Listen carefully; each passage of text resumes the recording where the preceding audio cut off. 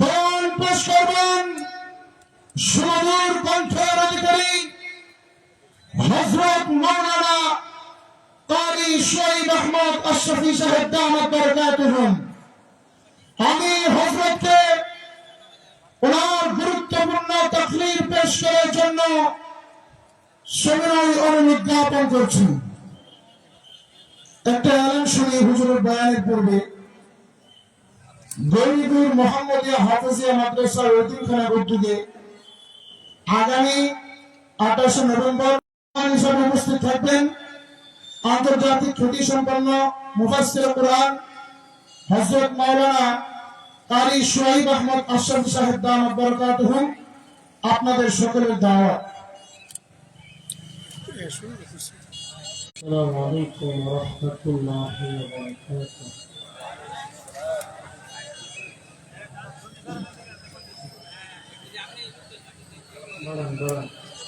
الحمد لله الأكرم الذي صدق الإنسان وكرم وعلمه من البيان ما لم يعلم فسبحان الذي لا يحصى امتنانه باللسان ولا بالقلم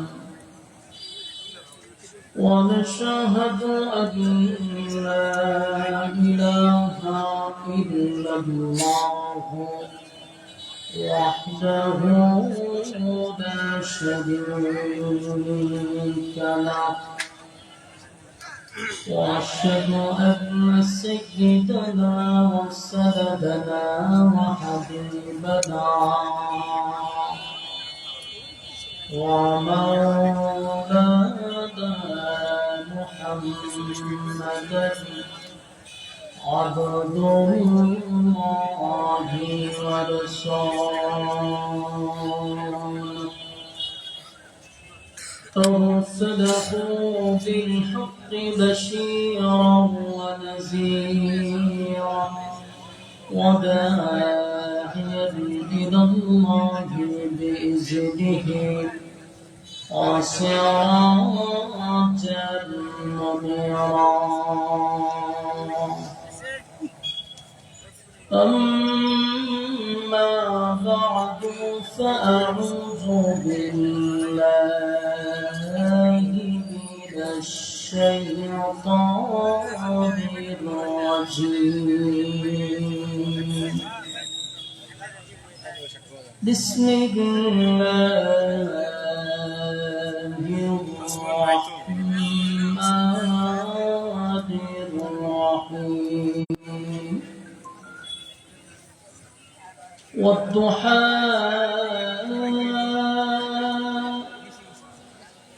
والليل إذا سجى ما ودعك ربك وما قلى وللآخرة خير لك من الأولى ولسوف يعطيك ربك فترضى.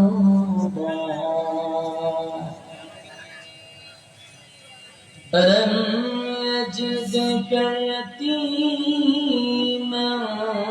فآوى ووجدك ضالا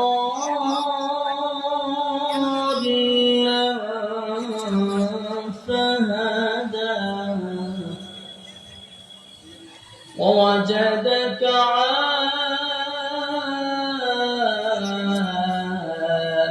عائلا فأغنى فأما اليتيم فلا تقهر وأما السائل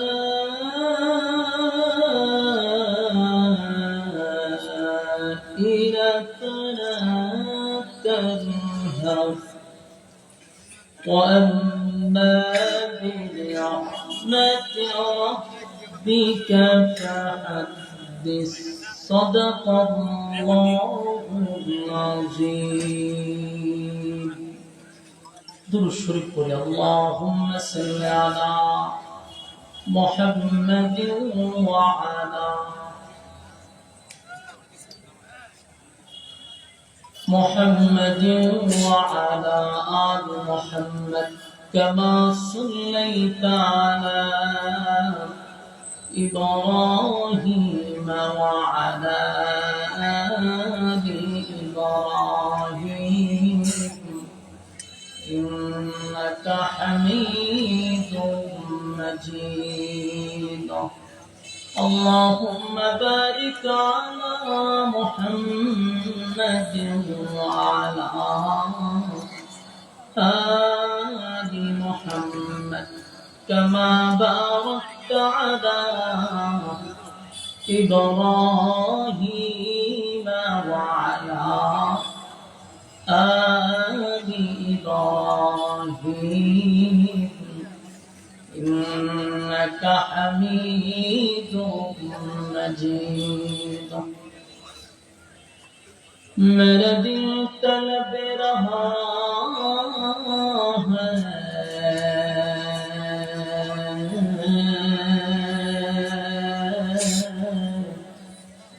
मेरे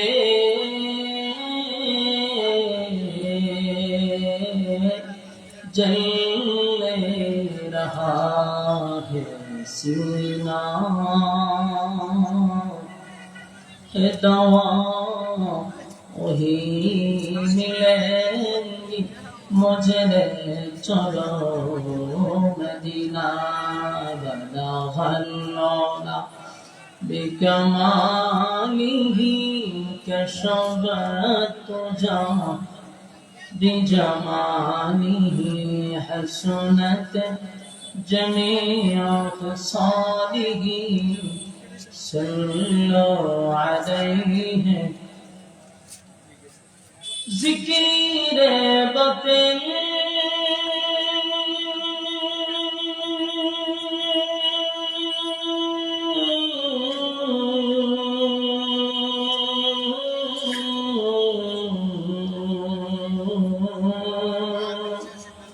तो हटा दे दिल से रबे जिक्र में तेरे लधा दे रोज शाबिला इलाहा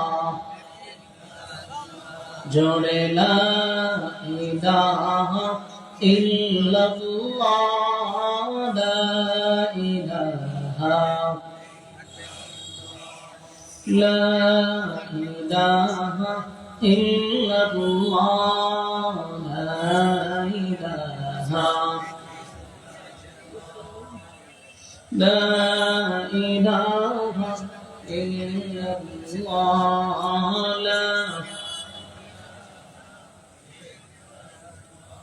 لا إله إلا الله محمد رسول الله صلى الله عليه وسلم.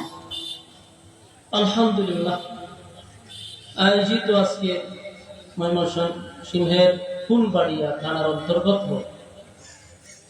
ইনসানিয়া ফাউন্ডেশনের জনকল্যাণ ফাউন্ডেশনের উদ্যোগে আজকের এই সিরাতুন নবী সাল্লাল্লাহু আলাইহি ওয়াসাল্লাম সম্মেলনে সম্মানিত সভাপতি, আজকের মাহফিলের প্রধান অতিথি, আজকের মাহফিলের মধ্যমণি, কারা নির্যাতিত আলেমে দ্বীন, রাজপথের লড়াকু সৈনিক আল্লামা শাখাওয়াত হোসেন রাজি সাহেব দামাত বরকাতুহু বর্তমান প্রেক্ষাপট নিয়ে আপনাদের সামনে অত্যন্ত গুরুত্বপূর্ণ কথা বলতেছিলেন অসুস্থ শরীর নিয়ে।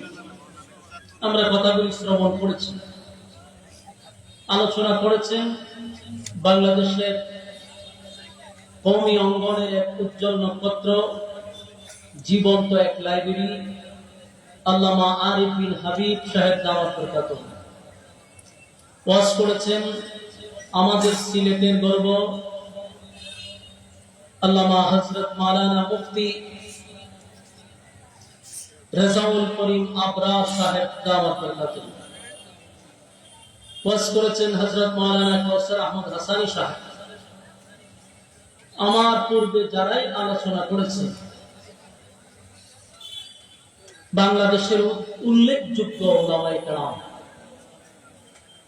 একসাথে আপনারা তাদেরকে পেয়েছেন, তাদের নসিহত শুনেছেন, আলহামদুলিল্লাহ। আমি আপনাদের সামনে দোয়া নেওয়ার উদ্দেশ্যে বসছি, কারণ যারা আমার পূর্বে আলোচনা করেছেন বাংলাদেশের বিজ্ঞ উলামায়ে কেরামদের জবান থেকে নসিহত শুনছেন, তো তাদের পরে তাদের আলোচনার পরে আমার আলোচনা আপনাদের কাছে কতটুকু গ্রহণযোগ্য এটা আমার আলোচনা। এরপরও আমি মনে করি দোয়া নেওয়ার উদ্দেশ্যে, যেহেতু লম্বা সফর করে আসছি, আমি তো আপনাদের মেহমান, আপনারা হলেন মেজবান। মেহমানের ইজ্জত রক্ষার্থে মেহেরবানি করে আমরা জরুরত সেরে দীর্ঘক্ষণ সময় আপনারা মৌমাছির মতো কথাগুলি শুনছিলেন, জরুরত থাকতেই পারে। আমরা আবারও দোকান পাটের কাজ শেষ করে মজলিসে বসে যাব ইনশাআল্লাহ। আল্লাহ পাকের অসংখ্য অগণিত শুকরিয়া যে রব্বে কারীম আমাদেরকে দুনিয়ার সমস্ত ফিতনা ফাসাদ থেকে হেফাজত করে, অসংখ্য মানুষের মাঝখান থেকে যাচাই বাছাই করে, নির্বাচিত করে, পছন্দ করে, মহব্বত করে, ভালোবেসে। একটু কমান, আমি কথা বলতে মোবাইলে আলোচনা, এটা গুমগুম একটু কমান। আল্লাহ পাক আমাদেরকে দুনিয়ার সমস্ত ফিতনা ফাসাদ থেকে হেফাজত করে সুস্থ অবস্থায় একটি দ্বীনি মজলিসে আসার এবং বসার তৌফিকটুকু রব্বে কারীম আমাদেরকে সুস্থ অবস্থায় দিয়েছেন। খুশি না বেজা? আলহামদুলিল্লাহ। লক্ষ কোটি দুরূদ এবং সালাম আল্লাহর সৃষ্টির প্রধান আকর্ষণ বিশ্ব সভার সভাপতি জনাবে মুহাম্মদুর রাসূলুল্লাহ সাল্লাল্লাহু আলাইহি ওয়াসাল্লামের উপর। সম্মানিত সুধী, আমরা অনর্থক বেহুদা সময় নষ্ট না করি, হায়াতে যদি আগামীকাল পর্যন্ত বেঁচে থাকি তাহলে আড্ডা মারার গল্প করার সময় কিন্তু আমরা পাবো, কিন্তু বেঁচে থাকলেও আগামীকাল এই মাহফিলটাতে বসার আর সুযোগ পাবো না। তাই আমরা মেহেরবানি করে আমরা বসে যাই, কথা আমরা না বলি।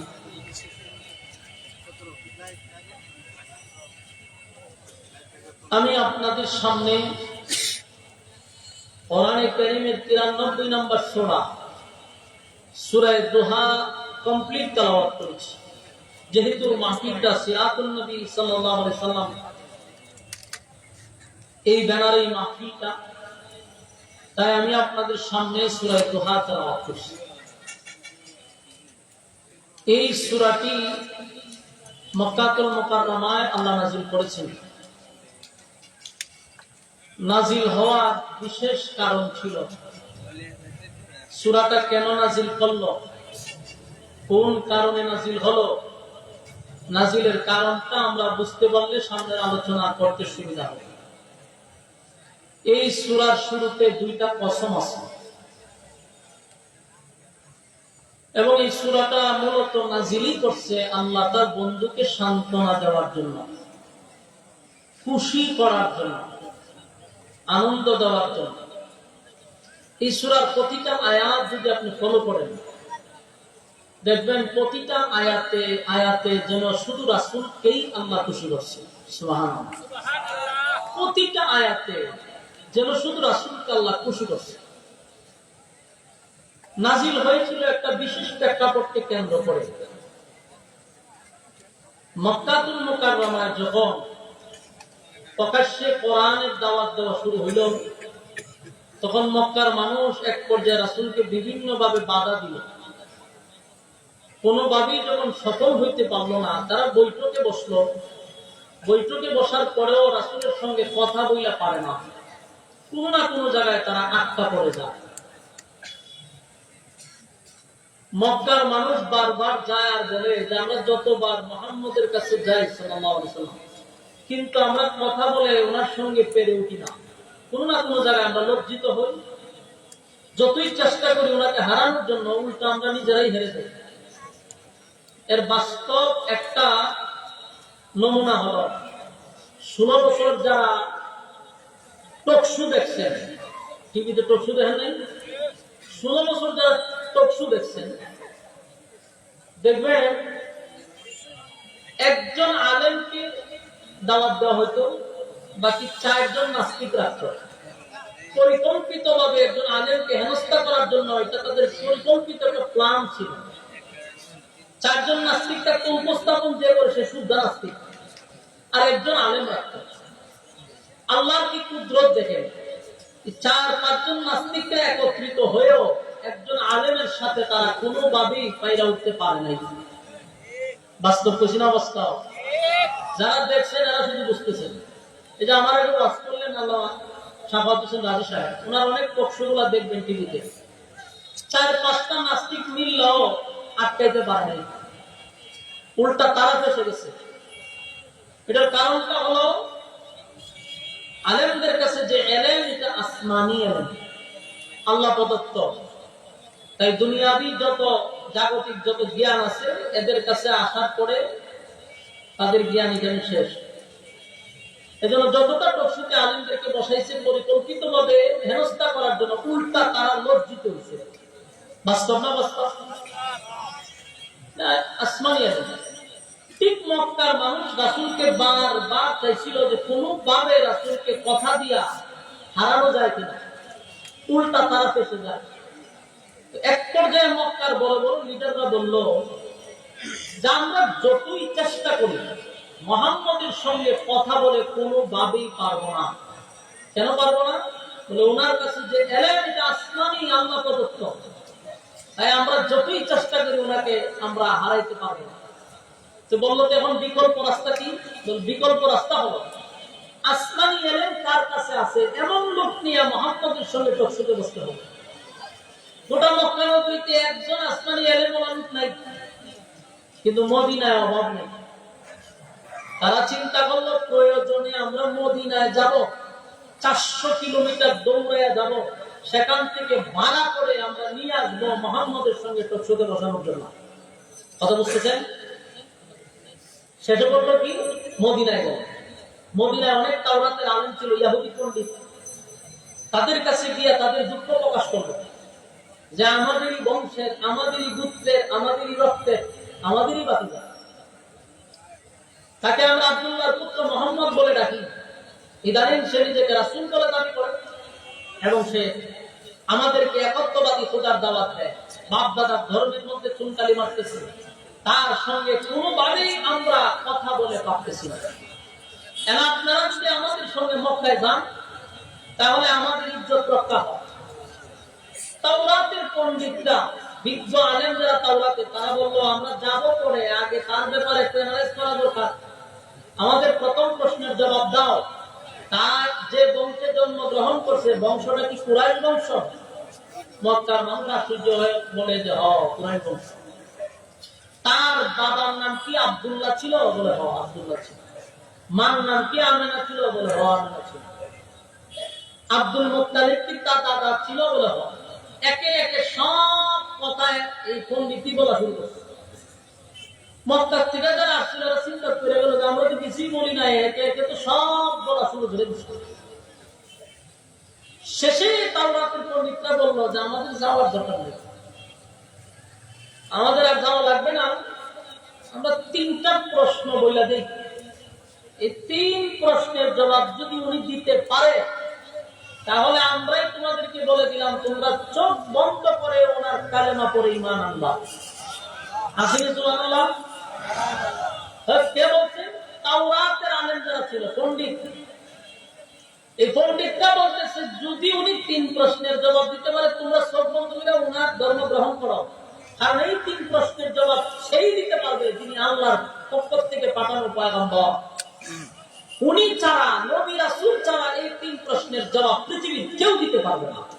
সুবহানাল্লাহ। মক্কাতে যারা গেছিল এরা কণ্ঠ নরম হয়ে গেছে, মন ভেঙে গেছে, বহু স্বপ্ন ছিল এখান থেকে হায়ার করে নিয়ে টকশোতে বসাবো মুহাম্মদকে হারানোর জন্য। উল্টা তারা আরো বলতেছে যে আমাদের যাওয়ার দরকার নেই। ভারাক্রান্ত মন নিয়ে তারা 400-450 কিলোমিটার থেকে দৌড়ে আবার মক্কায় আসছে।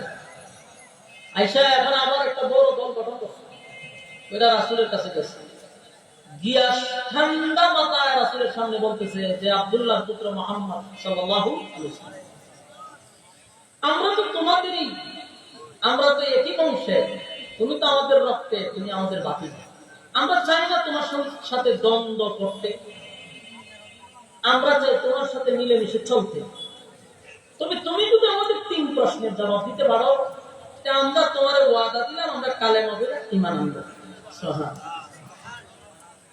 কথাগুলো একটু মনোযোগ দিয়ে শুনেন। বলতেছে তুমি যদি 3 প্রশ্নের জবাব দেও তাহলে আমরা ওয়াদা করতেছি কালেমা পড়বো।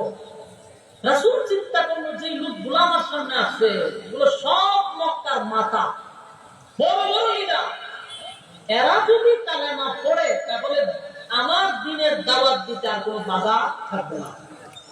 রাসূল এতটা আনন্দিত হয়েছে, বললেন কোনো অসুবিধা নেই, 3 প্রশ্নের জবাব আমি আপনাদেরকে আগামীকালকেই বলে দিব। তারা 3 প্রশ্ন করলো, রাসূল বলেন জবাব আগামীকালকে নিবেন। তারা চলে গেছে। রাসূলের ধারণা হলো সকালে জিবরাইল আসে, বিকালে আসে, সন্ধ্যায় আসে, সবসময় তো জিবরাইল আমার কাছে আসে, 3 প্রশ্ন বললে আল্লাহর পক্ষ থেকে জবাব আসবে, তাদেরকে বলে দিব, শেষ। কিন্তু ঘটনাক্রমে এদিন সকালেও না, বিকালেও না, রাত্রেও না, জিবরাইল আসে। রাসূল টেনশন করে গেছে। পরের দিন আবার এই দল আসছে রাসূলের কাছে, আয়েশা বলল আমাদের প্রশ্নের উত্তর কোথায়? রাসূল বললেন আজকেও হবে না, আগামীকালকে। তারা চলে গেল। আগামীকাল এই ভিতরেও জিবরাইল আসে। দ্বিতীয় দিন তারা আসলো, রাসূল বললেন আজকেও হবে না, আগামীকালকে। তারা চলে গেছে, কিন্তু এদিনও জিবরাইল আসে না। 3 দিন, 4 দিন, 5 দিন, 6 দিন জিবরাইল আসে না, জবাব দিতে পারে। এখন বলুন তো দেখি, মক্কার মানুষ তো এমনি রাসূলের বিরুদ্ধে, এখন সমালোচনা বাড়বো না কমবো? আপনারা আমার কথা তো বুঝে ভাই সাহেব, আপনারা যদি বালা না লাগে চুপ করে আপনারা উঠে যান, আমার কোনো অসুবিধা নেই। আমার ওয়াজ যারা শুনবো ভাদ্র লিয়ে না, এত লোক দরকার নাই, বইয়া বইয়া কক কক কক কক কক করবেন, তাহলে তো লাভ নাই। অল্প মানুষটাও কিন্তু মনোযোগ দিয়ে শুনেন, একটা কথাও কোরআনের বাহিরে বলবো না ইনশাআল্লাহ।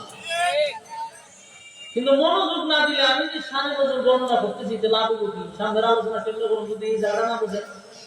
প্রত্যেকটা আলোচনার মেইন ফাউন্ডেশন হলো তার ভূমিকা। ভূমিকায় যত মনোযোগ দিবেন সামনের আলোচনা আপনার মাথায় অটোমেটিক ঢুকবে।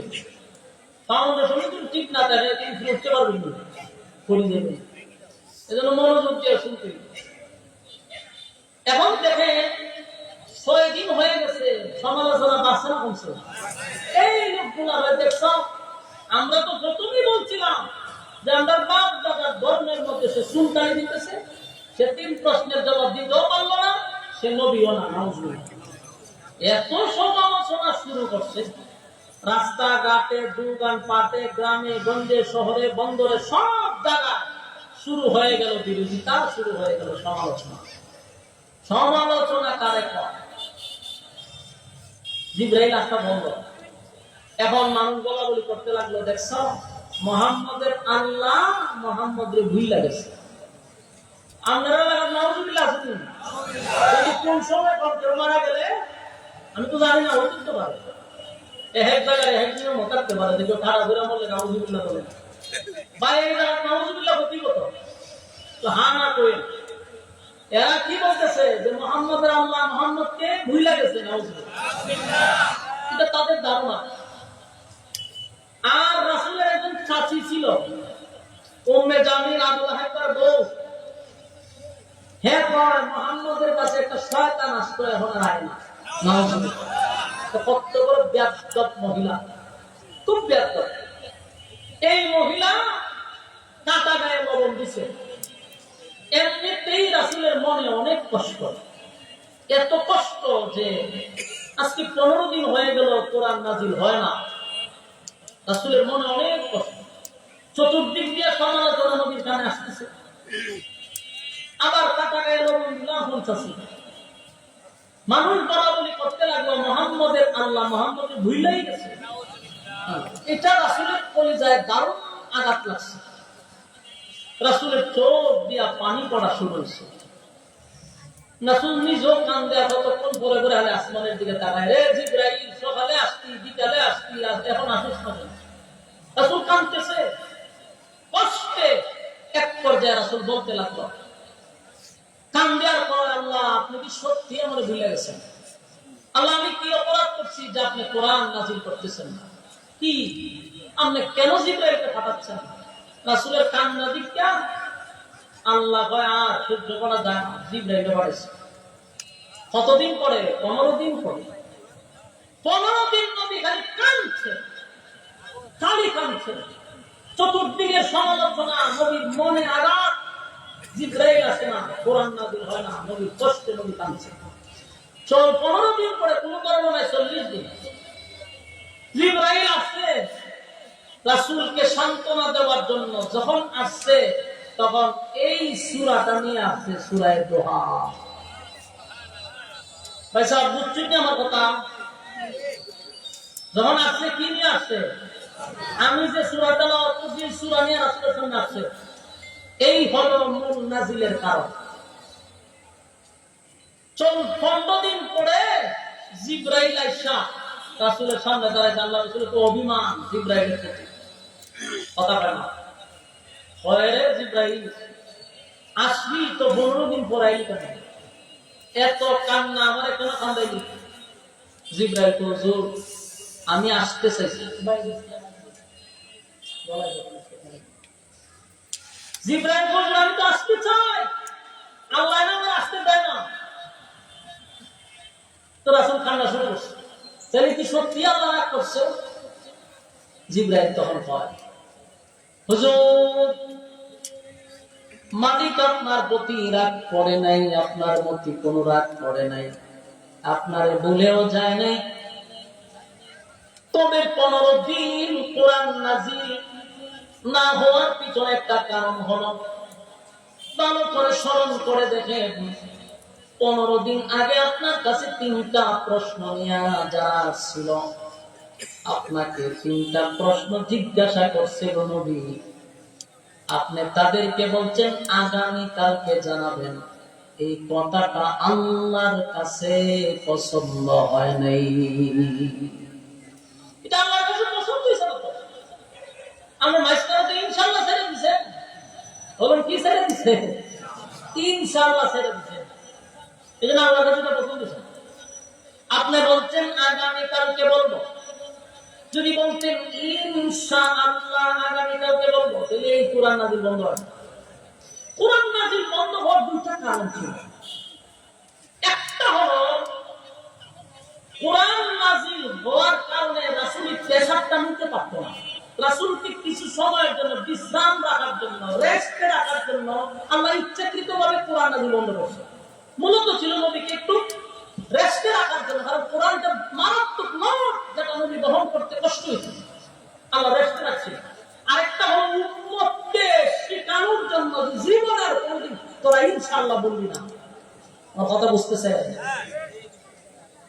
জিবরাইল আলাইহিস সালাতু ওয়াস সালাম পয়গম্বর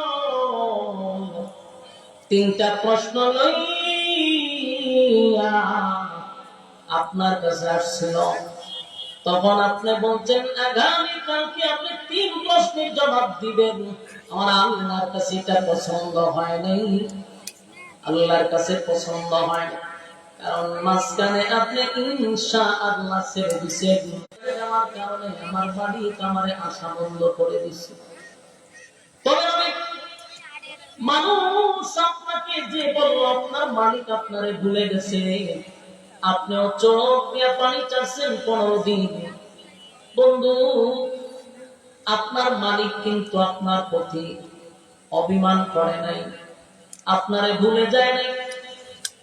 আপনার মালিক আপনার প্রতি সন্তুষ্ট হয়েছে, কোনো সন্দেহ নাই। আল্লাহ রাব্বুল আলামিন তখন বন্ধু যে 15 দিন কাঁদছে, এত কান্না নবী কাঁদছে রে, আসমানের দিকে তাকায় বলতো মালিক, মক্কার মানুষ আমারে বলে আপনি আমারে ভুলে গেছেন গো। আল্লাহ আপনি কি সত্যি আমারে ভুলে গেলেন? ভুলে গেলেন, ভুলে গেলেন। আল্লাহ তার বন্ধুরে সান্ত্বনা দেওয়ার জন্য সূরা দুহাটা নাযিল করিয়া জানায়া দেয়, না বন্ধু না, আপনারে কেমনে বলি, আপনারে বলতে পারি না। সূরা দুহা নাযিল করে তার শুরুতে 2টা কসম করছে। জোরে করুন, কয়টা? আরো জোরে, সবাই মিলে 2টা কসম। আল্লাহ 2টা কসম কে বলা, দুহা ওয়া বিল-লাইলি ইযা সাজা মা ওয়াদ্দা'আকা রাব্বুকা ওয়া মা ক্বালা, ওয়াল-আখিরাতু খায়রুন লাকা মিন-আল-উলা, ওয়ালাসawfa yu'tika rabbuka fatarda।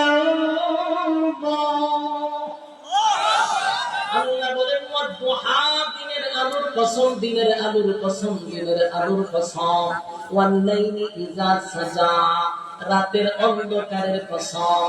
তাফসীরকাররা বলেন ওয়াদুহা আরেকটা ব্যাখ্যা হতে পারে, ওয়াল-লাইলি ইযা সাজা আরেকটা ব্যাখ্যা হলো, প্রথম নাম্বার হলো ওয়াদুহা, এটা আরেকটা ব্যাখ্যা হলো ওয়াদুহা নবীর সুন্দর উজ্জ্বল চেহারার কসম।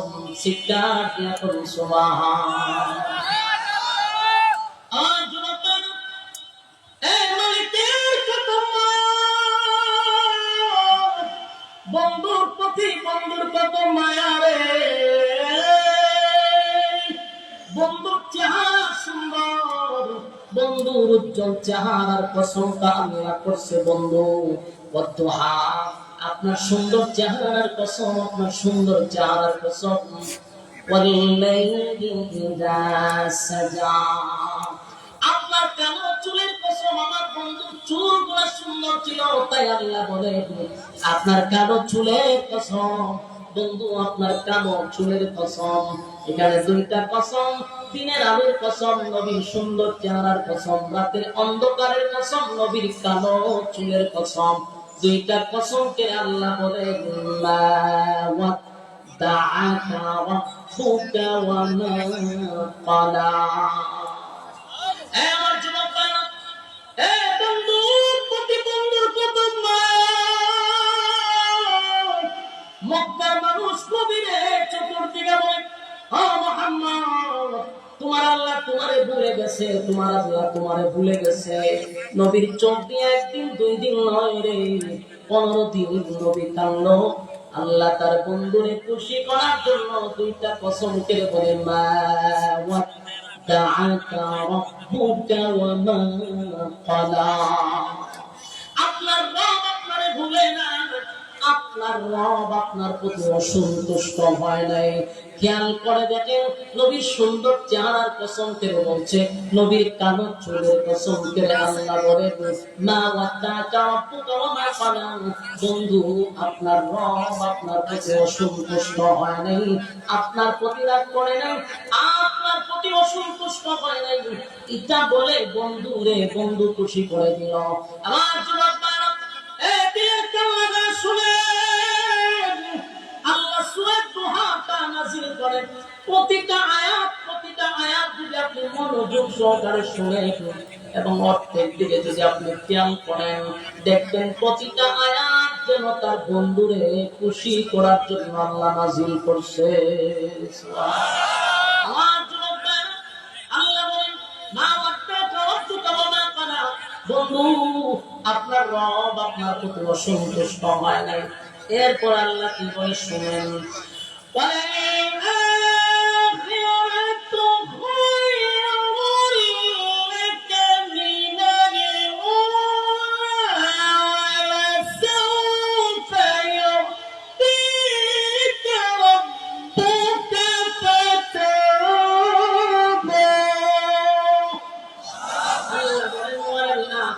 খায়রুল লাকা মিনাল উলা।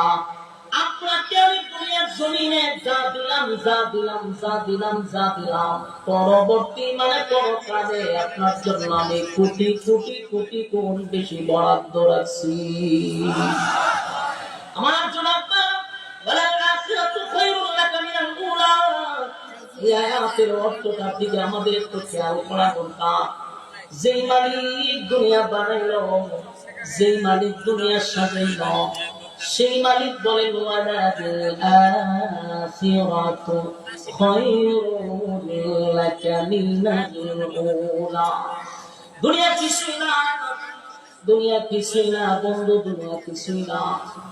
এর থেকে কোটি কোটি কোটি কোটি গুণ বেশি আপনার জন্য আমি আল্লাহ বরাদ্দ রাখছি। পরকালে আপনার জন্য নিয়ামত রাখছি। জোরে কোন সুবহানাল্লাহ।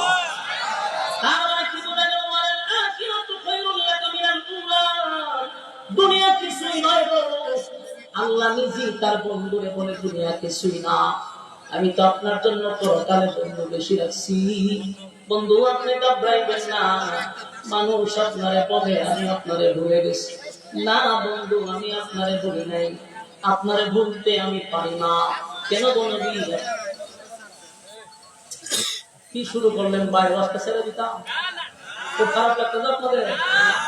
আপনারা পরিবেশ তো রাখতেছেন, এখানে যদি কথা বলেন বসা আমি ওয়াজ ছেড়ে দিব। এমনি বিরক্ত করতেছেন, উপরে ছেড়ে থাকেন, দিতেছেন, কেন এগুলো করতেছেন কেন? আপনারা বলেন আমি ছেড়ে দিই, আমার ডাবল সুবিধা। কারণ আমি আসছি 8টার সময়, এত দেরি করে আমার চলবেন এটা তো আমি জানতাম। এরপরে যদি আপনারা বকর সকর করেন ছেড়ে দিলে আমার ডাবল সুবিধা, অসুবিধা নেই। আপনারা যখন মনোযোগ নাই তখন ছেড়ে দেবেন। বাপ দাদার ইচ্ছা চলতেছে, কাল্পনিক গল্প চলতেছে, তার মনোযোগ দিবেন না কেন? যদি বুঝতাম হুজুর ইচ্ছা করে তাহলে ওয়াজের মনোযোগ দেওয়ার দরকার নাই। প্রতিটা আয়াত কোরআন থেকে হইতেছে, আপনি মনোযোগ না দিলে আপনার কে কইছে ওয়াজ শুনতে? রাস্তা আছে, সুন্দর কোন অসুবিধা নাই। তো ওয়াজ শেষের প্রতি আমার বড় বড় অনেক কেন ফিরে গেছে। আমি তো একটা ছাত্র সমান, আমি তো মোনাজাত দিয়ে এটাই সরব। মোনাজাত তো তাদের করা দরকার। যা বলবেন এগুলো গুনাহ, আমার অসুবিধা ছেড়ে দেবেন।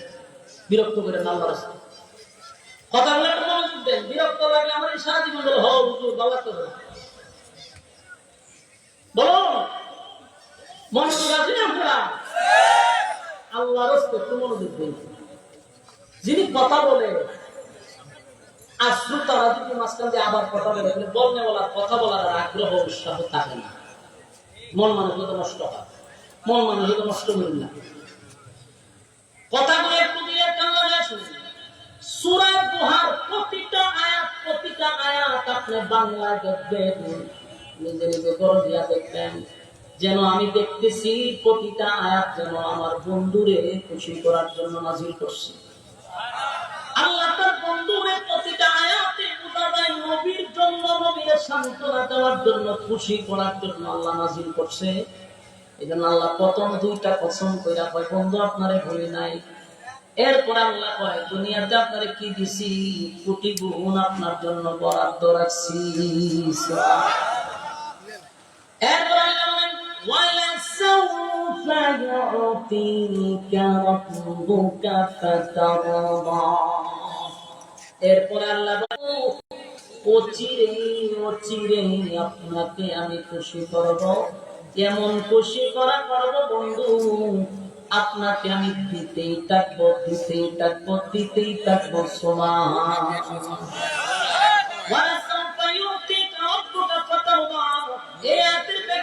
তাফসীরকারীরা বলেন হতে পারে আল্লাহ অচিরেই খুশি করবে, তার মানে হলো হয় মক্কা বিজয়ের ইঙ্গিত, আর না হয় সাত আসমান টপকাইয়া নবীর আরশে আজিমে দাওয়াত দেওয়ার খুশি। সুবহানাল্লাহ। وَلَسَوْفَ يُعْطِيكَ رَبُّكَ فَتَرْضَىٰ। আল্লাহ বলল অচিরেই আপনাকে খুশি করব, এমন খুশি করব বন্ধু আপনি খুশি না হওয়া পর্যন্ত দিতেই থাকবো, দিতেই থাকবো, দিতেই থাকবো। সুবহানাল্লাহ। এটা কোনটা হতে পারে?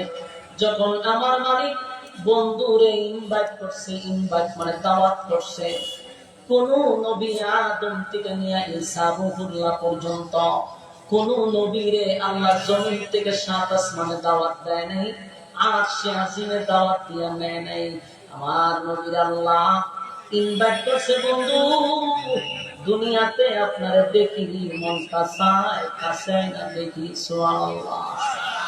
আল্লাহ বন্ধুরে দাওয়াত দিয়া সাত আসমান টপকাইয়া সিদরাতুল মুনতাহা টপকাইয়া আরশে আজিমে নিয়া বন্ধুর পাশে বন্ধুরে বসাইয়া আমার আল্লাহ বলে আমার বন্ধুরে আমি মন মতো দেখছি। যেদিন বন্ধু চলে আসবে আল্লাহ বলছিল বন্ধু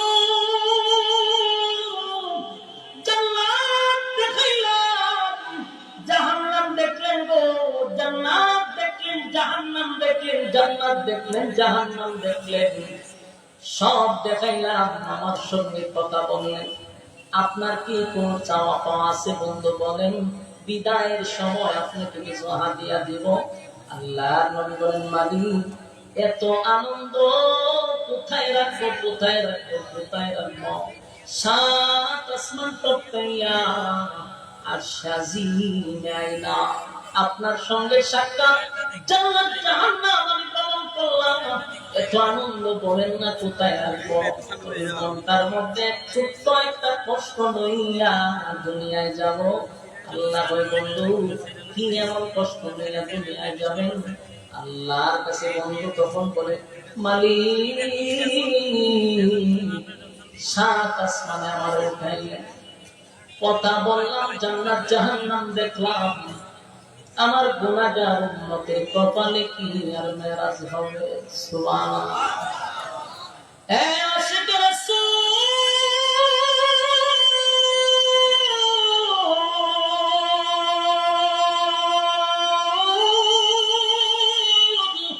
আমার নবীর কবর মায়া সাত আসমানে গিয়ে উম্মত বলে না,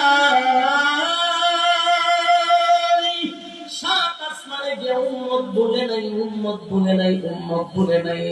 আল্লাহ সাত আসমান সাত জমিন দেখাইলেন, সূর্য চন্দ্র আকাশ জমিন ভ্রমণ করিয়া বন্ধু এক মন বেতা লইয়া দুনিয়া আসবে। আল্লাহ হতে পারে না, আমার বন্ধু বেজার হইয়া যাবে, হতে পারে না। বলুন বন্ধু আপনার চাহিদা কি? আল্লাহ আমার গুনাহগার উম্মত তো বেরাজ করতে পারবে না। আল্লাহ বলে বন্ধু আপনাকে হাদিয়া দিলাম 5 ওয়াক্ত নামাজ, এই নামাজ আপনারে আমি হাদিয়া দিয়া দিলাম। আপনার কোন বান্দা, আপনার কোন উম্মত যদি 5 ওয়াক্ত নামাজটা পড়ে, আমার কোন বান্দা বান্দী যদি 5 ওয়াক্ত নামাজ পড়ে, আমি ওয়াদা দিলাম আপনার মেরাজ হয়েছে 7 আসমানের উপরে, আর আপনার উম্মতের মেরাজ হবে আমার সঙ্গে জমিনে। আমার জন্য এই জন্য নামাজের মাধ্যমে আল্লাহর সঙ্গে বন্ধু, আল্লাহর সঙ্গে বন্দার সাক্ষাৎ হয়, আল্লাহর সঙ্গে বন্দার কথাবার্তা হয়। সুবহানাল্লাহ। একমাত্র মাধ্যম হলো নামাজের মাধ্যমে, আরেকটা হলো কোরআন তেলাওয়াতের মাধ্যমে। কোরআন তেলাওয়াত করলেও আল্লাহর সঙ্গে কথা হয়, নামাজে দাঁড়িয়ে কোরআন তেলাওয়াত করবেন তো আল্লাহর সঙ্গে কথা হবে। আল্লাহ হয় বন্ধু আপনার উম্মত যখন সেজদা দেয়, আমি আল্লাহর কুদরতি পায়ে সেজদা দেয়। আমার যুবক ভাইরা, এই জন্য আল্লাহর বন্ধু মাঝে মধ্যে নামাজে দাঁড়াইলে আপনি তেলাওয়াত করবেন।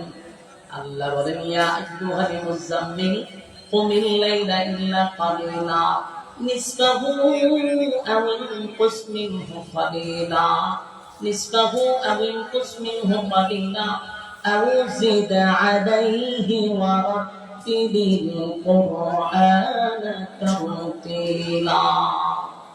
এই জন্য আল্লাহ বলেন এক চাদর শুয়ে থাকতে চলবে না, মাঝে মধ্যে আপনি দাঁড়িয়ে যাবেন। আপনি দাঁড়ান রাতের একটা অংশে, আমি আল্লাহর সামনে দাঁড়ায় যান কিয়ামত লাইল নামাজ রত অবস্থায় দাঁড়িয়ে যান। নামাজে দাঁড়াইয়া দাঁড়াইয়া ওয়ারাত্তিলিল কুরআনা তারতিলা, নামাজে দাঁড়াইয়া তারতিল সদাত কোরআন তেলাওয়াত করে। কারণ একমাত্র মাধ্যম হলো আমি আল্লাহর সঙ্গে কথা বলার জন্য একটাই মাধ্যম হলো নামাজ। জোরে কমি সুবহান। আমার যুবক চিন্তা করে দেখেন, আল্লাহ বলেন ওয়ালা সাউফা ইউতিকা রাব্বুকা ফাতারদা, খুব শীঘ্রই আপনাকে আমি খুশি করব। এই কথাটার দুইটা কারণ, একটা মক্কা বিজয় আর একটা হলো মেরাজ। এই জন্য আল্লাহ বলেন ওয়ালা সাউফা ইউতিকা রাব্বুকা। আমার যুবক এরপর আল্লাহ বলেন আলাম ইয়াজিদকা ইয়াতীমান ফাআওয়া। এখন থেকে আয়াতগুলো একটু মনোযোগ দিয়ে শুনুন। কতগুলো আয়াত আছে তো? দুইটা কসম, নবীর সুন্দর চেহারার কসম, নবীর কালো চুলের কসম, মা ওয়াক্তা কারব্বুকা ওয়া মা ক্বালা, বন্ধু আপনাকে বলি নাই ওয়ালাল আখিরাতু খায়রুল লাকা মিনাল উলা, বন্ধু দুনিয়ার থেকে পরবর্তী সময় আপনার জন্য আমি বেশি বরাদ্দ রাখছি। এরপর আল্লাহ বলেন ওয়ালা সাউফা ইউতিকা রাব্বুকা ফাতারদা, শীঘ্রই আপনাকে খুশি করব। এরপর আল্লাহ বলেন আলাম ইয়াজিদকা ইয়াতীমান ফাআওয়া, বন্ধু আপনাকে কি আমি ইতিম অবস্থায় পাই না? যুবক ভাইয়েরা, ফুলবাড়িয়ার ভাইয়েরা, কথাগুলি মনোযোগ দিয়ে বুঝতে সুবিধা হবে। এখানে আল্লাহ বলেন আলাম ইয়াজিদকা ইয়াতীমান ফাআওয়া, বন্ধু আপনাকে কি আমি ইতিম অবস্থায় পাই নাই? কেন এই কথাটা বললেন? আর মানে হলো, বন্ধু যদি বন্ধুর সঙ্গে অভিমান করে, বন্ধুর সঙ্গে যদি অভিমান করে রে, বন্ধুর রাত ভাঙানোর জন্য বন্ধুরে অতীতের কথা বললে আনন্দ দেয়। আমার কথা কেমন বুঝতেছে? মনে করেন দুই বন্ধুর মাঝে মাঝে মধ্যে দ্বন্দ্ব লাগি, এক বন্ধু আর এক বন্ধুরে খুশি করার জন্য অতীতের কথা বলে, তোর যে কিছু ছিল না, আমি কি করে দিই নাই, তোরে টাকা দিছি, ব্যবসা করার জন্য টাকা দিছি, বন্ধু তোর মোবাইল ছিল না, আমি তোর মোবাইল কিনে দিছি, বন্ধু তোর অমুক জায়গায় মারতে ছিল, আমি গিয়ে বাঁচাইছি, হয়নি। কেন বলে? তারে খুশি করতে চায়, দেখ আমি তোর একটা কত কিছু করছি, ভুলে গেছি কেন, তোর সব বিপদে আমি ছিলাম। এগুলো বলে বন্ধুরা আনন্দিত করে। প্রতিটা আয়াত আল্লাহ কি সুন্দর করে তার বন্ধুর রাগ বানাইছে, চিন্তা করছে। আল্লাহ আলাম ইয়াজিদকা ইয়াতীমান ফাআওয়া, বন্ধু আপনাকে এতিম অবস্থায় আমি পাইছিলাম, তখন তো আপনারে ভুলি নাই। আরে বন্ধু জিবিলা যাব, আমার বন্ধু আপনি এতিম ছিলেন, আপনার মা নাই বাবা নাই, আমি আল্লাহ তখন আপনারে ভুলি নাই। এরপর আল্লাহ বলেন ওয়াজাদাকা দাল্লান ফাহাদা, আল্লাহ বলে বন্ধু কথা অবস্থায় ছিলেন, আমি আপনার পথ দেখাইয়া দিছি। এই কথার ব্যাখ্যা হলো, যে ছেলেটার মা না থাকে, বাবা না থাকে, আত্মীয় স্বজন যদি তার সাপোর্ট না করে, এই ছেলেটা ভালো হয় না, কোথায় হয়, কথা হয় না, কথা হয়ে যায়, নষ্ট হয়ে যায়, লেখাপড়া করে না। আল্লাহ ভাই আপনার মা নাই বাবা নাই, আত্মীয় স্বজন আপনার পক্ষে নাই, কিন্তু আমি আপনার সঠিক রাস্তায় নিয়ে গেছি, পথ হারানোর সুযোগ আমি দেই নাই। সুবহান। দেখেন বন্ধু বন্ধু এমন ভাবে বুঝাইতেছিল, বন্ধু আপনারে কিন্তু আমি পথ দেখাইয়া দিছি, রাগ কইলেন না। এরপরে যে কথাটা আল্লাহ বলছেন ওয়াজাদাকা আইলান ফাআগনা, এর কথা বলে আমাদের বোঝা দরকার। ওয়াজাদাকা আইলান ফাআগনা, এই আয়াতের অর্থটা আমাদের এখনকার প্রেক্ষাপটে খুব বেশি জরুরি। আল্লাহ ভাই আপনি গরিব ছিলেন, গরিব ছিলেন, গরিব ছিলেন, আমি আল্লাহ আপনাকে ধনী বানাইছি। সুবহানাল্লাহ। আপনি কি বুঝতেছেন? কি ছিলেন? গরিব ছিলেন, আমি গরিব বানাইছি। ওয়াজাদাকা আইলান ফাআগনা, গরিব ছিলেন, গরিব বানাইছি। এখন প্রশ্ন হলো আমাদের জীবন খালি ওয়াজ শুনছি, নবী গরিব ছিল, নবীর বেড়া ভাত করত, এই ওয়াজ কতবার কেউ খানো দিলে খালি নবী গরিব, নবী গরিব, নবী ঘোড়া ভক্ত নবী থাকতে পেরেছেন। এদিকে হারা জীবন আল্লাহ না আপনি গরিব ছিলেন, ধনী বানাইছি, আল্লাহ ধনী বানাইছে, হ্যাঁ হারা জীবন নবীর গরিব বানাইছে। নবীর বেড়া ভাত করত, তুই গিয়া রুশ দিয়া দিন দিয়া কেমনে খাস? তুই না নবীর বেড়া ভাত করতে তুই রুশের মধ্যে খামতা দেশ কেন? গুরুর বস্তু বাস কেন? কিছু মৌলবীদের কারণে ইসলামটাকে বিক্ষুব্ধ করে আসছে। শিল্পপতিদের ছেলেরা মাদ্রাসায় ভর্তি করতে চায় না, শুধু আমাদের ছোট মন মানসিকতার কারণে ইসলাম বৈপরীত বানাইতে বানাইতে বিক্ষুব্ধ দরকার নিয়েছে। এখন যদি আলেমরা একটু শান সরকারে চলে দেখছেন, এই নবী ভেড়ো ভাত করা আছে, তার যুক্ত খাবার করছে হুজুররা কিভাবে চলে। আয়াত জানেন না, ও মাথা টাকা আইলাম তখন আপনি গরিব ছিলেন, গরিব মানুষ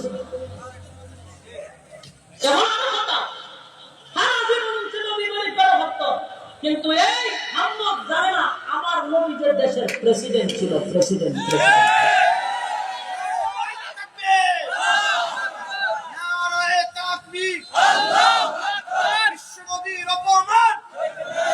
সম্মানিত শরীর, পরিকল্পিতভাবে মুসলমানদেরকে রাজনীতির থেকে কিভাবে দূরে সরাইছে একটা ক্যাপসুল দিয়া। কোন কয়টা ক্যাপসুল?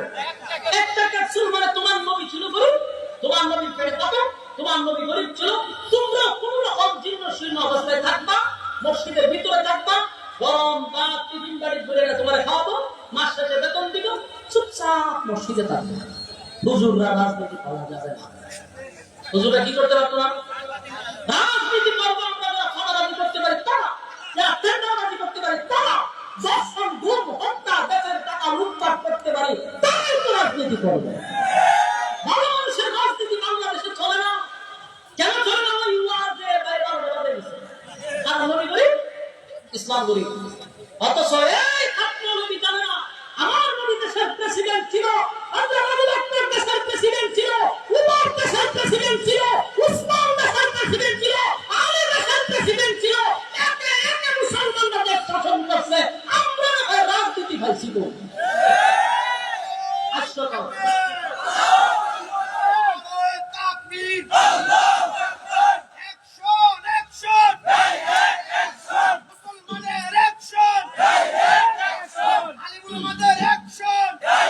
সম্মানিত শরীর, আমরা এখানে হুজুররা রাজনীতি ভেসে আমরা সিনার দরকার ছিল পয়সা তোরা রাজনীতি ভেসে তোরা ভেসে। আমরা তো রাসূল রাজনীতি করছে, দেশ শাসন করছে, আমরা সেখান থেকে শিখছি। তোরা বলি তোদের রাজনীতি হয় ফেরাউনের কাছ থেকে পাইছে, নামরুদের কাছ থেকে পাইছে, আবু জাহিলের কাছ থেকে পাইছে, এছাড়া তো তোদের বাহিরে কোনো রাস্তা নাই। আমাদের রাজনীতির পরিচয় আছে মুহাম্মাদুর রাসূলুল্লাহ সাল্লাল্লাহু আলাইহি ওয়াসাল্লাম। তোদের রাজনীতি কোথা থেকে আসলো? ফেরাউনের রাজনীতি বল আমাদেরকে কোথা থেকে পাইলি? আমরা জিজ্ঞাসা আমরা বলবো রাসূলুল্লাহর কাছে, তোরা কার কথা বলবি? তোদের রাজনীতির মডেল কেনা ফাটি। তোদের রাজনীতিতে আছে লুটপাট, চুরি বদমাশি, চাঁদাবাজি, চাঁদাবাজি। আমাদের রাজনীতিতে দুর্নীতি নাই। আমাদের রাজনীতি যখন বাংলাদেশে চলবে তখন আপনার সন্তান নিরাপদে ঘরে যাবে, সন্তান নিয়ে টেনশন করতে হবে না, দেশের সম্পদ বাহিরে পাঠানো হবে না, আপনার ব্যবসায় চলার জন্য কেউ আসবে না, আপনার নিরাপত্তা ইসলাম আপনাকে দেবে। আমরা তো আপনারা বসাইতেন এই এলাকার ইমাম সাহেব যদি আগামী চেয়ারম্যান দ্বারা মুসল্লি হতমে ভর্তি দেয় জীবনের জন্য, হুজুর আপনারা যদি চেয়ারম্যান বানায় বাড়ির ইট বালু খাইবো কেনা, গম চুরি করবো কেনা, চাল চুরি করবো কেনা। আর ইমাম যদি হয়ে যায় চেয়ারম্যান, আপনি গম চুরি করতে পারবেন, চাল চুরি করতে পারবেন, বিধবা মহিলাদের বাধা খাইতে পারবেন। এই জন্য বুঝতেছেন না ইমামরা বুঝতেন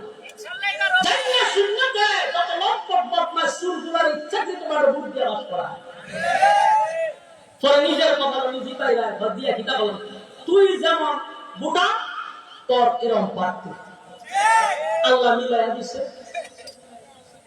সব বাংলা দেখছেন, ইসলামের বাংলা একবার দেখেন, নিরাপদে ঘরে ঘুমাবেন, চুরি ডাকাতি বদমাশি হানাদারি হবে না ইনশাআল্লাহ।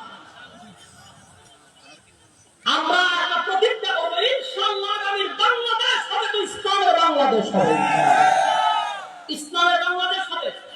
আর ইসলামের বাংলাদেশ হওয়ার জন্য সার দিতে হবে।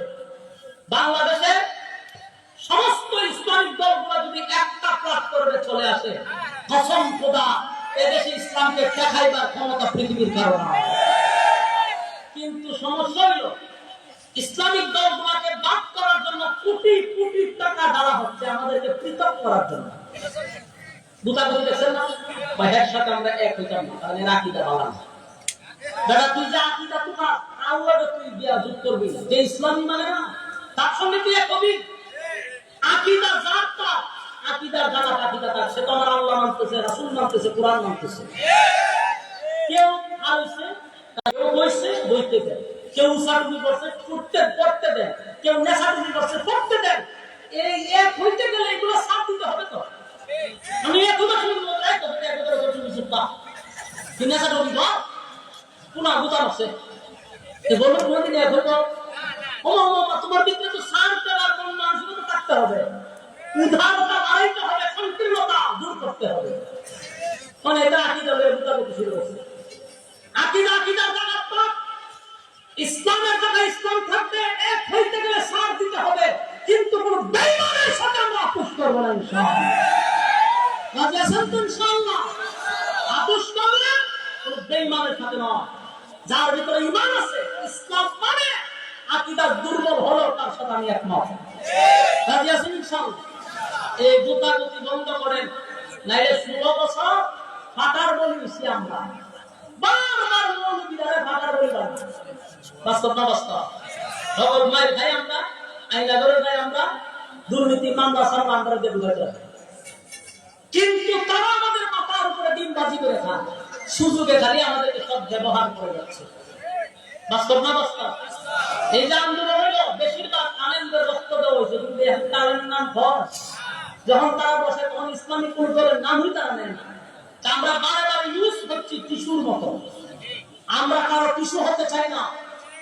আমরা যদি এক হয়ে যাই, কসম খোদা, বাংলাদেশের টেকনাফ থেকে তেতুলিয়া, রূপসা থেকে তেতুলিয়া, সব জায়গায় ইসলামের বিজয় হবে ইনশাআল্লাহ। বাংলাদেশে টুপিওয়ালা কম না, যদি সব টুপিওয়ালা এক হয়, রাস্তা পাইতো না, রাস্তা। আমি বললাম বাস্তব না বাস্তব?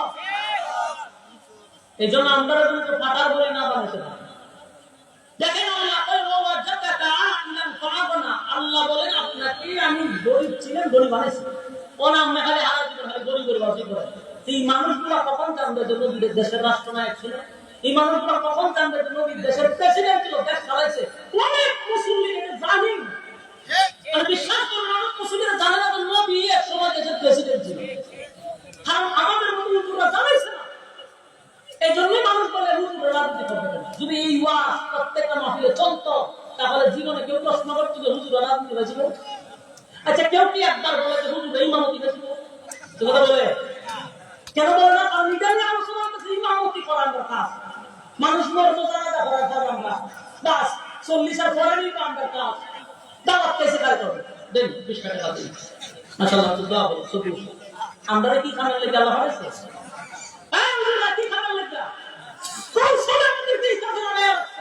মানুষের কাছে আমাদেরকে একেবারে নিম্ন শ্রেণী পর্যন্ত দাঁড় করে রাখছে। অথচ আলেমদের কাজ ছিল রাষ্ট্র পরিচালনা করা, আলেমদের কাজ ছিল দেশ পরিচালনা করা। এটা ছিল হুজুরদের কাজ। আজকে হুজুররা জানাজাতে হারা হয়ে আছে, হুজুররা এর পর এই পড়ালেখা হারা হয়ে আছে। আসলে আলেমদের কাজের না মসজিদে নববীর মধ্যে যে ইমাম ছিল সে দেশের রাষ্ট্রনায়ক ছিল, দেশ পরিচালনা যে করছে সে মিম্বরে দাঁড়ায় খুতবা দিছে। এটাই ছিল সিস্টেম। সেখান থেকে কৌশলে আমরা মসজিদের দিকে ঢুকে যাচ্ছি। সব সেক্টরের বেতন বাড়লেও ইমামের বেতন বাড়ে না। বাস্তব না বাস্তব? একটা রিস্কাওয়ালা ব্যাংকওয়ালা প্রতিদিন 500 করে কামাইলো মাসে 15,000, আর একটা ইমামের বেতন হয় 5,000। দিনকে দিন বদলি হইতেছে, কিন্তু ইমামের বেতন বাড়লো না, কেউ আন্দোলন করে না। এই নিরহ মানুষ 5,000 টাকা দিয়ে কেমনে চলবে একবার চিন্তা করছেন? একবার চিন্তা করেন না। অথচ অনেকের সিগারেট প্রতিদিন 100 টাকার সিগারেট খেলে মাসে 3,000, কেউ আছে ডেলি 500 টাকার সিগারেট খায়, মাসে 15,000 সিগারেটই খায়। এই পরিস্থিতিতে আমাদেরকে আপনারা রাখছেন। এই জন্য আমরা সবাই একটা অবস্থায় আছি। আর কোন আলেম যদি একটু শান শৌকতে চলে, হে রাত্রে ঘুমান না, মাথা ধরে হয়তো কেমনে কেমনে শোভন এর ঘুমান। আর হঠাৎ করে দেখছি তো উচিত ছিল প্রত্যেকটা মসজিদের ইমামের একটা গাড়ি, একটা বাড়ি টাকা। আমরা জান সৌদিতে প্রত্যেকটা ইমামের একটা করে বাড়ি, একটা করে গাড়ি। কিন্তু কপাল খারাপ, বাংলাদেশে জন্ম নিয়ে সবচেয়ে অবহেলিত একটা চাকরি হলো ইমামতি। 5,000 তো দেয়, কিন্তু প্রতি মাসে যে দেয় আমার মনে হয় না বিশ্বাস। 3 মাসের বাকি, 3 মাসের নাহি মাসে আল্লাহ জানে কেমনে হুজুর চলে। হুজুর যদি আলেম না হইতো তো মানুষের বাড়িতে চুরি করার কথা ছিল। কি 5,000 টাকা কেন চলছে? বিবেককে প্রশ্ন করুন। মসজিদে গিয়া 10 টাকা বেতন দিয়া বড় বড় কথা কর, হ্যাঁ বুঝা যায় ইমাম সাহেব কিনা আছে। এজন্য আমি আমার ইমাম ভাইদেরকে বলবো, শুধু চাকরির উপরে ডিপেন্ড করবেন না, পাশাপাশি ব্যবসা করা শুরু করেন। যখন আপনি ডেভেলপ হয়ে যাবেন তোর চাকরির দৃষ্টি গিলাই, তোর চাকরির দৃষ্টি গিলাই নামাজ পড়বো, পাশে তুই যথেষ্ট। তোর মসজিদের ইমামতি বেতন নিয়ে নামাজ পড়াবো, ইমামতি কবে রাখতে হবে তোর কথাও শুনবে না, কথা বলবি তুই নামাজ পড়া। কিন্তু সমস্যাটা আমরা বলতে পারি না কেন? আমাদের পিছু টান, আমাদের কি টান। আমি একটা মসজিদে নামাজ পড়াবো, মানে জুম্মা পড়াই, বলতেছি কারণে আমার বেতন দিতে কত জানি, 60 জুম্মা 1 লাখ টাকা দিতে। আমি 60টা জুম্মা ভরা 1 লাখ টাকা আমার বেতন দিতে। তা আমি প্রতি জুম্মায় বিষয়ভিত্তিক বিভিন্ন সমসাময়িক কথা বলি বলতাম। যিনি মালিক আমার প্রায় সময় হুজুর এই সাবজেক্টে আলোচনা হলো, আমি ওয়াজ করলে জান্নাত জাহান্নাম, মানে আমার আসমানের উপরে আর জমিনের নিচে ঢুকাই দিচ্ছে। হুজুর মাঝখানে ওয়াজ না করলে চলে না? উনি বড় শিল্পপতি, কোটি কোটি টাকার মালিক। হ্যাঁ স্যার, আমি এইভাবেই কথা বলি, এইভাবেই চলবে। তখন ওনার ম্যানেজার বলে, হুজুর আপনি মাইনা বাড়ায় দেওয়া হয়তো এই জন্যই। আমি বলছি কত দেয়? মাসে 1 লাখ, আমি ডেলি কামাই 1 লাখ। মাসে 1 লাখ, আমি ডেলি কামাই 1 লাখ। তার চাকরির মূল্যায়ন আমার কাছে নাই। তখন যদি আমার কিছু দাম থাকতো তাহলে ওই মালিকের ভাড়া ছাড়া ছাড়া আমার কোনো ভয় ছিল না। আমি কেন স্বাধীন নাই? তোর থেকে স্বাবলম্বী আমি। তোর কথা মনে বয়ান করতে গেলে চাকরির দৃষ্টি গিলায়, চাকরি ছেড়ে দিয়া নিজে মাদ্রাসা করে অনেক আমি মসজিদের আমি নিজে ক্ষতি, আমার একে বিদায় করতে পারবো? আমি নিজে মসজিদকে নিজে ক্ষতি। কারণ আমার বয়ান চলে আগুনের মতো, ভারতের মতো, যে মন চায় শুন শুরু হয়ে যায়। এটাই আমাদের আনন্দের সিস্টেম টাকা দরকার। আমি দেখতে আর এক মুসলিম কথা শুনতে পারি, হ্যাঁ বাবা কিছু করতে পারো, হ্যাঁ মারা গেলে আপনারা ফাঁকে করতে পারো না, একজন আলেম রয়েছে, হ্যাঁ দমক মারে। আমি আমার জীবনে জমি মাসারও দেখছি, বাজারে গেছে সভাপতি বাজার ঘুরে বলতো এটা আপনার বাড়ির কাছে দিয়ে দিন দেখা। সভাপতি দেখতে দিচ্ছে উজুরের দ্বারা, বাড়ির দ্বারা দিয়ে চিন্তা কত বড় ব্যাধ। নিরহ ইমাম সাহেব কি করবে? চাকরি থাকতো না। যদি আজকে আমরা স্বাবলম্বী হতাম তাহলে আমাদের কি অর্ডার দিতে পারতাম? সম্মানিত সুদী, যারা এখানে মুসল্লি আছে, ইমামের প্রতি আপনারা ইনসাফ করেন। হাসরের মাঠে আপনারা জবাব দিবেন, হাসরের মাঠে জবাব দিবেন। যারা 100 টাকা বেতন দেন, 200 টাকা বাড়ায় দিবেন। একটা ইমাম যদি শান শৌকতে চলে, এর বরকতে আল্লাহ তাআলা আপনাদের ব্যবসা বাণিজ্য বরকত বাড়ায় দিবে। ইমাম বেচারা সারা দিন দোয়া করে, নামাজ পড়ে, তাহাজ্জুদ করে, কোরআন তেলাওয়াত করে, তার দোয়া কবুল। তারে 10 টাকা বাড়ায় দেন, ক্ষতি হবে না। রিস্কা বাড়ায় দেন 10 টাকা, সমস্যা নাই। কিন্তু সে লোকে গিয়েছে হ্যাঁ করে বেশি দেওয়া, সে লোকে গিয়ে 100 টাকা তালা ইমামরে বেতন দেবা 50 টাকা অথবা 10 টাকা। বাস্তব না বাস্তব? আর যুবকরা, এজন্য আল্লাহ বলেন ওয়াজাদাকা আইলান ফাআগনা। আপনি গরিব ছিলেন, আমি আপনাকে ধনী বানাইলাম। আল্লাহ পয়গম্বরকে আল্লাহ ধনী বানাইছে কেমনে? নবীজি যখন আম্মাজান খাদিজাকে বিবাহ করলেন, বিবাহ করার পরে খাদিজাতুল কুবরা মক্কা নগরীর সবচেয়ে বড় ধনাঢ্য একজন মহিলা ছিল, শিল্পপতি ছিল, টাকার কোনো অভাব ছিল না, টাকা পয়সার কোনো অভাব ছিল না। তখনকার যুগের শিল্পপতি ছিল। আম্মাজান খাদিজা বলেন, পয়গম্বর আপনার কাছে বিবাহ বসার পরে আমার যত কোটি কোটি টাকার সম্পদ আছে সব আপনার কদমে আমি ঢেলে দিলাম। সমস্ত সম্পদ রাসূলকে দিয়ে দিয়েছে। আপনার যেখানে মনে হয় সেখানে খরচ করে নবী ইসলামের জন্য সব ব্যয় করছে। আমার জবাবটা আমাদের ধারণা পাল্টাইতে হবে, ধারণা পাল্টাইতে হবে। ইসলাম শুধু গরিবের মধ্যে নয়, ইসলাম কিন্তু দেশ পরিচালনা করছে। কথা হয় না? আমার যুবক ভাইরা, আজকে যদি আমার নবী থাকতো রে, এই মুহূর্তে যদি থাকতে এক্সাম্পল, তাহলে পৃথিবীর সবচেয়ে দামি হেলিকপ্টার আমার নবী চালাইতো। স্বর্ণ দিয়ে হেলিকপ্টার বানিয়ে দিত, স্বর্ণ দিয়া। কথা বলেন, আপনি ফিরলে যদি গুরু নিয়ে দিতে পারেন, ফিরলে যদি জায়গা দিয়ে রাখতে পারেন, লাখ লাখ টাকা দেবেন ফিরলে, তাহলে আমার নবী যদি থাকতো 100-200 কোটি উম্মতেরা নবীর স্বর্ণ দিয়ে হেলিকপ্টার বানায় দিত, স্বর্ণ দিয়ে গাড়ি বানায় দিত। কথা বল ঠিক? তাহলে আমি ওই 1400 বছর আগে নবীর পেটে ভাস্কর ছিল, ইউয়াস সত্য মিথ্যা, কিন্তু শুধু ইউয়াস করেন না, নবী যে দেশের রাষ্ট্রনায়ক ছিল সেই অর্থ করেন। তাহলে আমাদেরকে প্রশ্ন করবেন আর আপনি কি কথা কি বুঝে আসছে?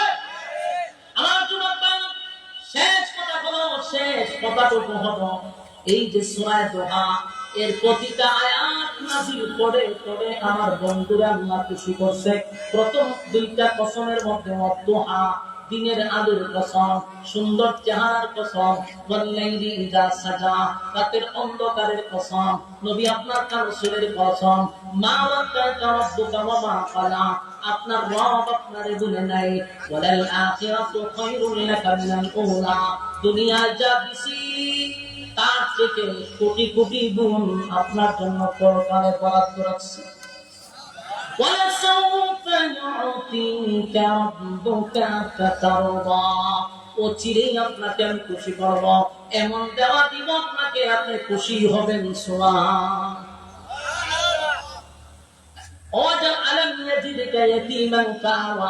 বন্ধু, আপনি এতিম ছিলেন, তখন আপনাকে বলি নাই? আল্লাহ এক এক ভাবে নবীরে এমন সুন্দর করে পিছনের কথা স্মরণ করে নবীরে সান্ত্বনা দিতে লাগলো। বন্ধু, আপনি কেমনে বললেন যে আমি আপনাকে ভুলে গেছি? আপনি পথ হারা অবস্থায় ছিলেন, আমি আল্লাহ আপনাকে পথ দেখায়া দিছি, পথ হারাইতে আপনাকে দেই নাই। আপনি নিঃস্ব ছিলেন, আপনাকে আমি ধনী বানাইছি। এরপর আল্লাহ বলেন, বন্ধু আপনি এতিম ছিলেন, তাই এতিমের প্রতি আপনি কঠোর হবেন না। এই কথাটা শুধু আমার নবী পর্যন্ত সীমাবদ্ধ নয় রে, কিয়ামত পর্যন্ত উম্মতি মুহাম্মদীর জন্য এই কথাগুলি রেখে গেছে। আমরা যারা এতিম দেখব, মাদ্রাসায় অনেক এতিম থাকে, আপনার বাড়ির আশপাশে যারা এতিম আছে, সন্তান টাকার গরমে এতিমের সঙ্গে কঠোর ভাবে কথা বলবেন না, এতিমদের সঙ্গে দমক দিয়ে কথা বলবেন না। আল্লাহ বলেন, এতিমের সঙ্গে যদি তুই খারাপ আচরণ করো, আল্লাহ যে বরদাস্ত করতে পারে না। নবী বলেন, এতিমদেরকে যারা মহব্বত করবে, এতিমদেরকে যারা ভালোবাসবে, এতিমের মাথায় যারা হাত ঘোরায়া দিবে রে, আমি নবীও এতিম ছিলাম, ওয়াদা দিলাম কিয়ামতের ময়দানে, রোজ হাসরের দিনে জান্নাতে ওই লোকটা আমার সঙ্গে বসবাস করবে। চিৎকার দিয়া করুন সুবহানাল্লাহ। এতিমের সঙ্গে কঠোর আচরণ করা যাবে না। যদি এতিম কোনো বাচ্চা পান, টাকা থাকলে তার একটা কিছু কিনা দেন, নবী খুশি হবে। তার বাবা যদি থাকতো, তাহলে আপনার কাছে যাইতো না। তার বাবা থাকলে তার সময় মতো কিন্তু বিভিন্ন জিনিস আইনা তারা খুশি করতো। আজকে বাবা নাই, তার মনে আঘাত নিয়ে কথা বলবা না। আল্লাহ বলেন বন্ধু ফাআম্মাল ইয়াতীমা ফালা তাকহার, আপনি ইতিম ছিলেন তাই ইতিমের সঙ্গে আপনি কঠোর আচরণ করবেন না। এরপর আল্লাহ বলেন ওয়াআম্মাস সাইলা ফালা তানহার, আল্লাহ বলেন বন্ধু মানুষের সঙ্গে কথা বলবেন যেন মানুষ কষ্ট না পায়, নম্রতার সাথে ভদ্রতার সাথে। বন্ধুরে বন্ধু শিক্ষা দিতেছে বন্ধু মানুষকে কষ্ট দিয়া কথা বলা যাবে না। এই কথাগুলো শুধু নবীর জন্য নয় গো, কিয়ামত পর্যন্ত উম্মতি মুহাম্মদীর জন্য শিক্ষা। আমরা মানুষের সঙ্গে কথা বলবো এমন ভাবে কথা বলবো মানুষের মনে যেন আঘাত না পায়, মানুষের কষ্ট দিয়ে কথা বলা যাবে না, টাকার কারণে মানুষের সঙ্গে কুস্তাজ করে কথা বলা যাবে না। আল্লাহ বলেন ওয়াম্মা বিনি'মাতি রাব্বিকা ফাহাদ্দিস, বন্ধু আপনার রব আপনাকে যে নিয়ামত দিছে সেই নিয়ামতের প্রশংসা করেন। আমার যুবক, আপনি আমাকে মালিক যতগুলা নিয়ামত দিছে গো সেই নিয়ামতের শুকরিয়া আদায় করেন। যত বেশি শুকরিয়া আদায় করবেন তত বেশি আমার আল্লাহ আপনার নিয়ামত বাড়ায়া দিবে। নিয়ামতের শুকরিয়া আদায় করলে খুশি কে হয়? কারা কারা নিয়ামতের শুকরিয়া আদায় করবেন হাত তুলে দেখা দেন। লিল্লাহি তাকবীর। আল্লাহ সবাইকে বুঝা মানা আমল করার তৌফিক দান করো, সকলেই বলি আমিন। আজকের এই কথাগুলোর উপরে বলনেওয়ালা শুননেওয়ালা উভয়কে সহি ভাবে আমল করার তৌফিক দান করো, সকলেই বলি আমিন। আল্লাহ আমাদের